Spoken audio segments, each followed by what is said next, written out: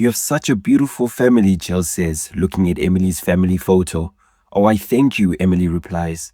Jill continues praising the wonderful family photos around Emily's home, referring to Emily and her family as the perfect family. Emily's taken aback. We are a perfect family, she says. One day, Jim was getting ready for work as usual until his 20-year tenure was cut short by an automated message from the company. It's been over a year and he still hasn't found another job, so now he spends all his days on the couch drinking his sorrows away. Yet in the pictures, he smiles. Their children know something is wrong. They hear their parents fighting every night. One traps herself in her room all day and barely speaks. The other has been pulled out of school again for fighting. Yet in the pictures, they still smile. And Emily? As a stay-at-home mom, she's been overwhelmed by the pressure of holding everything together. She needed something to relieve it. That's what these pills are for, after all. Yet in the pictures, she too still smiles. What a perfect family we are, Emily says so sternly. But Emily couldn't bring herself to say any of this to Jill. She didn't even like her. Besides, there was a contract to uphold. These family photos aren't real.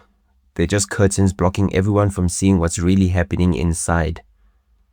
Who's been told to change clothes because they wore that outfit at the last family gathering?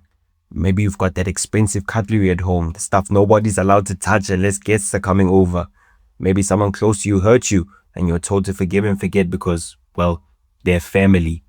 Or maybe you've watched arguments get swept under the rug because nobody wants to create problems. None of these things sound particularly sinister.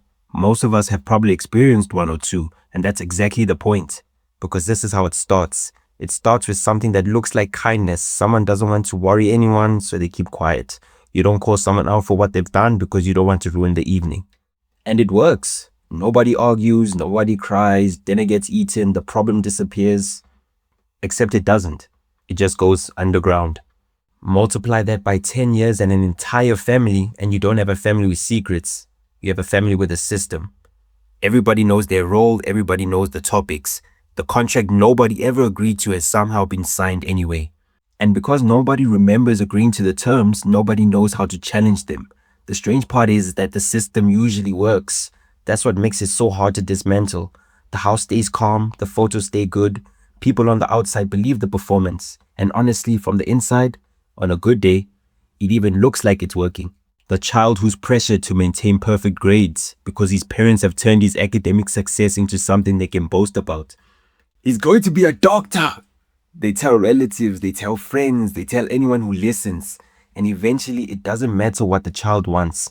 The family has already decided who he's supposed to be.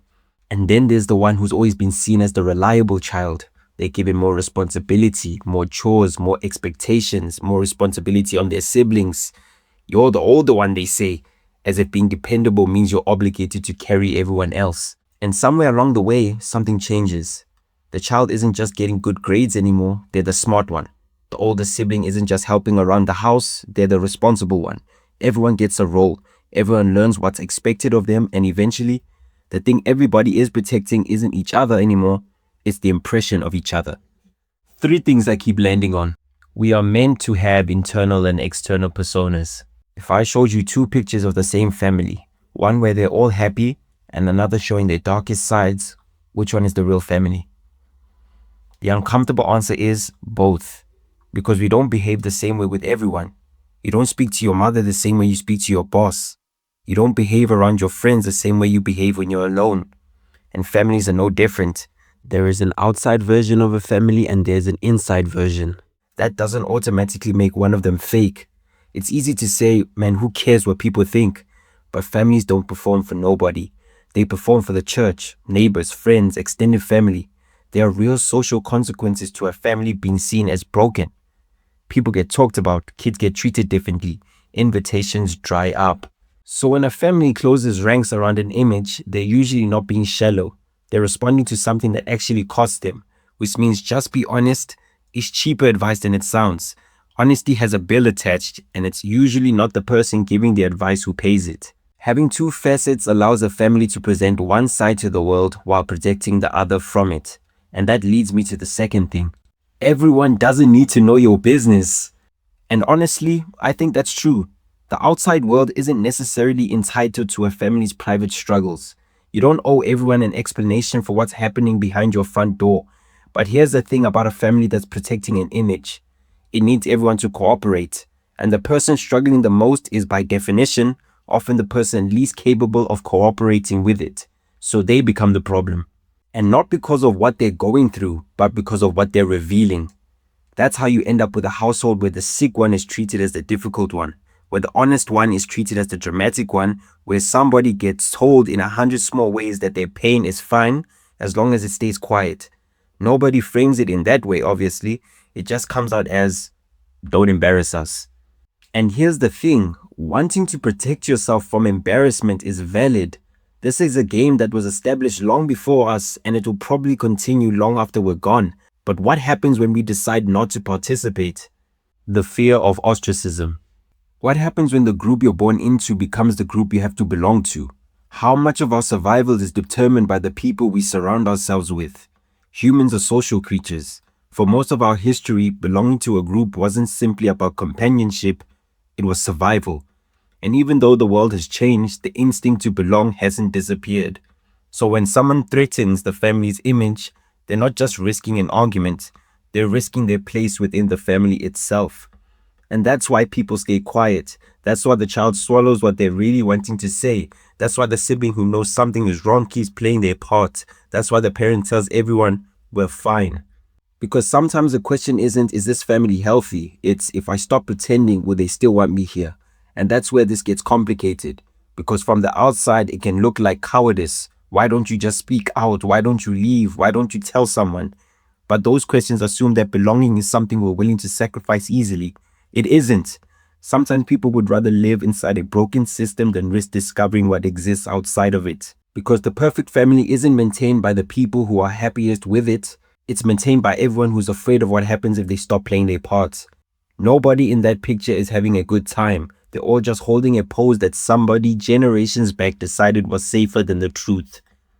So what do I actually do with that? Because I personally believe we live in a time where people aren't necessarily as afraid of leaving the pack as they once were. I don't think the answer is blowing it up. That's the fantasy version.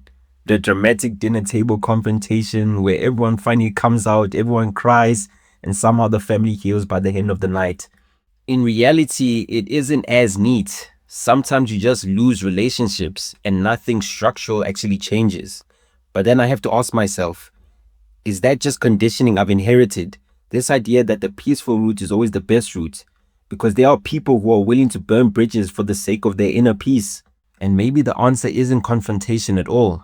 Maybe it's simply refusing to perform, not announcing it, not staging a confrontation, not trying to expose anyone. Just quietly refusing to pretend you're fine when you're not. And letting the discomfort of that sit there without immediately rushing to smooth it over. You don't have to expose anyone else's truth, you just have to stop denying your own. I think that's what I would do, but you'll have to decide what's right for you. Because the system runs on everyone's cooperation, and it turns out you are only in control of one person's.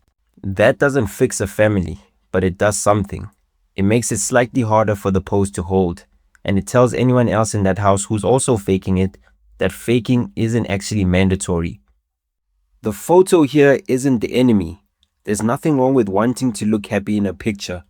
The problem is when the picture becomes the thing you're actually maintaining, and the people within that picture become the props for it.